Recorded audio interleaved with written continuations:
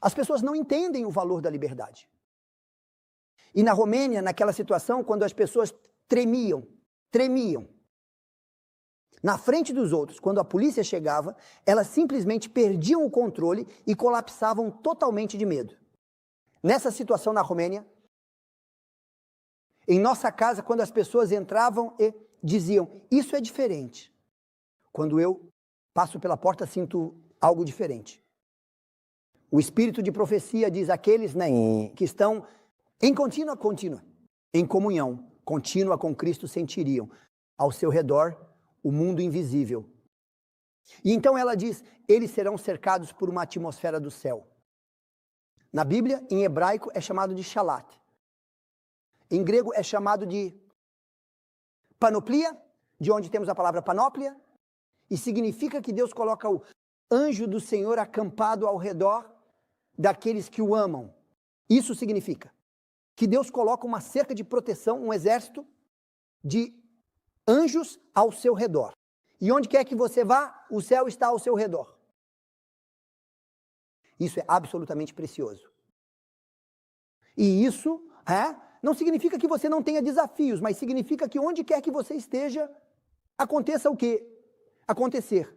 Qualquer crise que você enfrente, você tem o céu com você. E as pessoas veem você no meio da crise e percebem que você tem paz. Você não sabe o que está acontecendo, você não entende, mas você sabe que Deus está com você. Você nunca está sozinho. Ela diz que eles sentiriam ao redor deles a atmosfera do céu. Pense no profeta no topo da montanha. O exército sírio quer atacar Israel. E eles sabem exatamente como o exército sírio vem. E então eles mudam o plano. E Israel sabe. E eles mudam o plano. E então o rei diz, quem é o traidor? Quem está contando a Israel o que planejamos? E um dos servos diz, ninguém. O profeta Deus lhe conta em sonhos. E ele conta ao rei. E o rei sírio diz, capturem o profeta. Então pela manhã, toda a montanha está cercada pelo exército sírio. Quem se lembra da história? 1 Reis capítulo, acredito que 16. De qualquer forma, quando o profeta acorda e o servo acorda, eles abrem a janela do hotel e o servo diz, uau, estamos cercados pelo exército sírio. Estamos perdidos.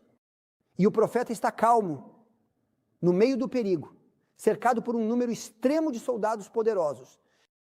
O profeta está calmo e diz, Senhor, por favor, abra os olhos dele. Estou certo? Quando Deus abre os olhos dele, o que o servo vê? A montanha inteira cercada por exércitos de anjos. Você se lembra? Agora deixe-me perguntar, esses dois bons adventistas, ambos vão à igreja. Ambos guardam o sábado. Estou certo? Bem, depende do que você entende por guardar o sábado. Porque se você entende que não trabalhar é guardar o sábado, pessoas preguiçosas guardam todos os dias. Guardar o sábado significa que você adora a Deus.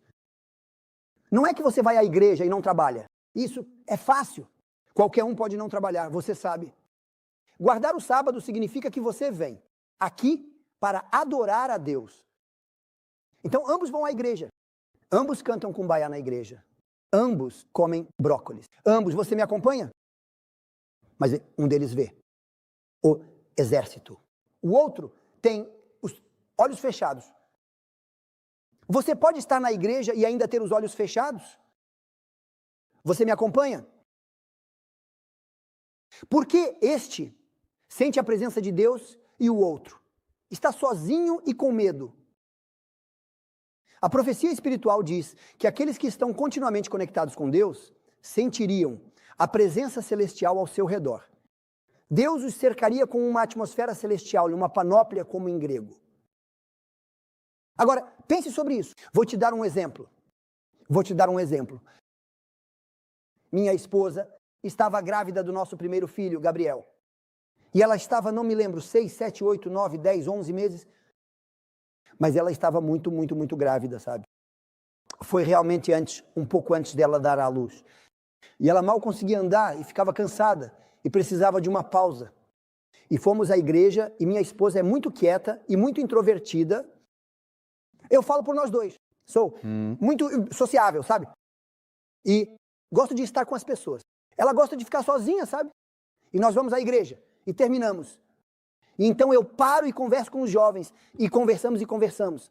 E ela diz, querido, estou cansada. Precisamos ir para casa. Eu disse, ok, só mais 5 minutos. Ela diz, você já conversou por meia hora. Eu disse, querida, 2 minutos. Ela diz, para você, 2 minutos são minutos proféticos. Por favor, vamos. Eu disse, querida, eu prometo que vamos. Você vê a estação de ônibus. Você só precisa atravessar a rua. Fica exatamente em frente à igreja. Você anda tão devagar, eu ando rápido. Você vai devagar. E quando você chegar à estação de ônibus, eu também estarei lá.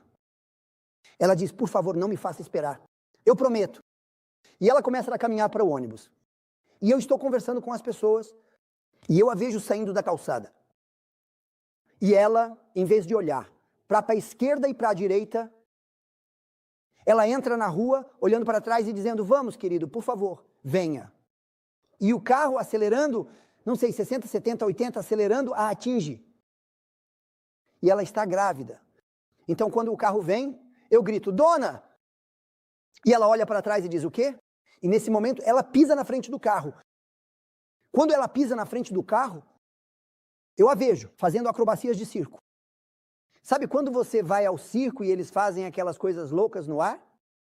Eu vejo minha esposa com as pernas à frente, a cabeça como um vecitol à frente e a barriga atrás, empurrada para trás.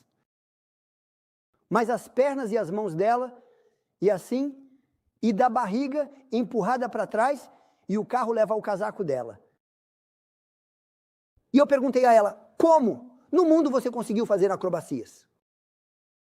E ela diz, querido, eu não entendo e não posso explicar, mas eu senti fisicamente uma mão me empurrando tão forte que fiquei um pouco frustrada porque doeu. E eu não conseguia respirar. Me empurrou tão forte para trás que eu fiquei assim, nem surpresa, mas chocada. E ela disse, naquele momento eu vi o carro passando. O anjo do Senhor. Eu disse a ela, querida, quando formos para o céu, vou assistir ao vídeo do anjo do Senhor, colocando sua mão no seu estômago e protegendo você e o bebê. E eu disse, hoje eu poderia estar sozinho perdendo vocês dois. O anjo do Senhor. O anjo do Senhor. Que o teu reino venha para a minha vida, na minha família, na minha igreja. Que o teu reino se mova aqui, na medida em que eu viver. Como Paulo diz, estamos na terra, mas somos cidadãos do céu. Vivemos aqui, mas vivemos como se já estivéssemos lá. Você me acompanha? O que Jesus diz em sua oração? Eu oro para que, enquanto eles estiverem na terra, eles não sejam da terra. Isso significa, na oração do Senhor, venha o teu reino, que nós, cristãos, comecemos a viver. Vidas celestiais na terra. A ponto de as pessoas terem um gostinho do céu.